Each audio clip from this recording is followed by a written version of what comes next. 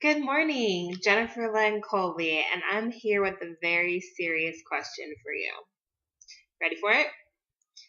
I am wondering who is smarter, you or your money? Now, I know you're probably thinking, come on, that's a silly question. My money is paper. I have a brain. Of course, I'm smarter.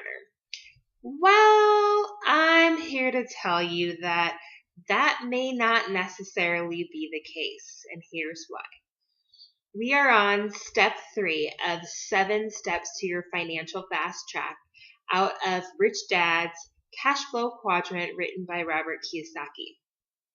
And step 3 is really about knowing the difference between risk and risky. Now, most people think that investments are very risky.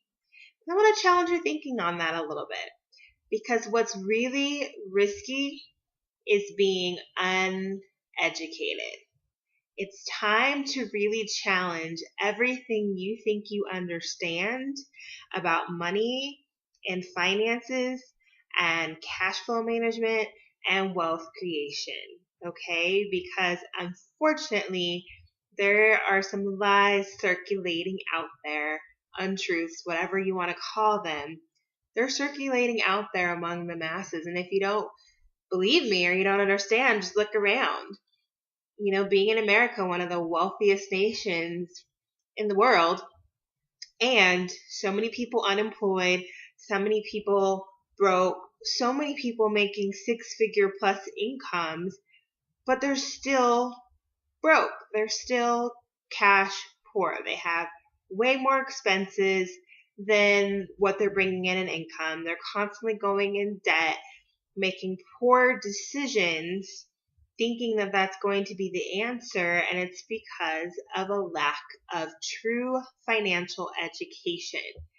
And so here, there's a little bit of a pattern interrupt on what you may think you understand about risk versus risky. Now let's think about what we've been studying about balance sheets and income statements. And again, I want to reiterate, if you really want to truly understand those and you haven't done that as of yet, the Cashflow 101 game is a phenomenal way to start to understand your own personal finances and start to really understand, how to make sound financial decisions in terms of investments and things like that. So I highly encourage you to play that game. Okay.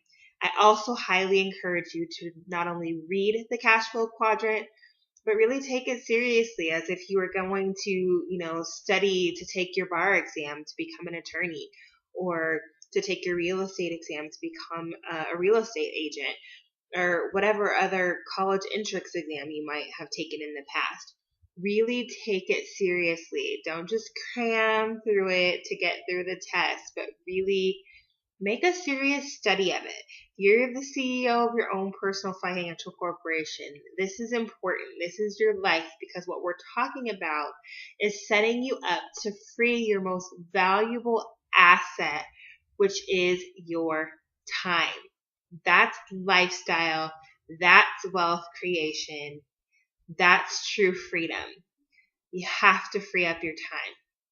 Okay, and there are some steps and some things you need to know in order to be able to successfully leverage yourself so that you can do that. Okay, so if you think about that balance sheet, what is taking a risk is making sure that, yes, you have some investments and some businesses, some things like that, some income generating assets, but your asset column is much longer than your liability column. It's much bigger, right? Those income producing assets can sustain your liabilities and still bring you cash flow. Yes, there's going to be some risk involved, of course, with anything, but it is calculated and managed risk, and it's responsible, and it's done through right education. Okay, even if you end up outsourcing it to someone else, you still need to understand this so you know what on earth you are outsourcing so you know it's being done properly. Okay, what's risky is having your income come in from your job or wherever else you're generating it from, And that income is going to pay for your liabilities. So your liability column is way bigger than your asset column, and all the income that's coming in is going to pay for your liabilities. What happens if you get sick and hurt or you can't work? What happens? You need to have enough assets coming in to sustain you. So you want to have risk. You do not want to be doing what's risky. And being an investor and a business owner, as long as you go about it the right way, that's risk. What's really risky is relying on someone else for a paycheck that they can take away whenever they feel like it. Whenever you don't perform, somebody doesn't like you, the company decides that they're going to sell off and they're being bought out by someone else, and now they want to come in and put a whole new staff in, whatever the case may be. That's risky. That's putting your future in somebody else's hands. Contrary to popular belief, it's not secure. Okay? Your true freedom, leveraging your time, is in taking the time to understand all of these concepts, studying them, and implementing them. Okay?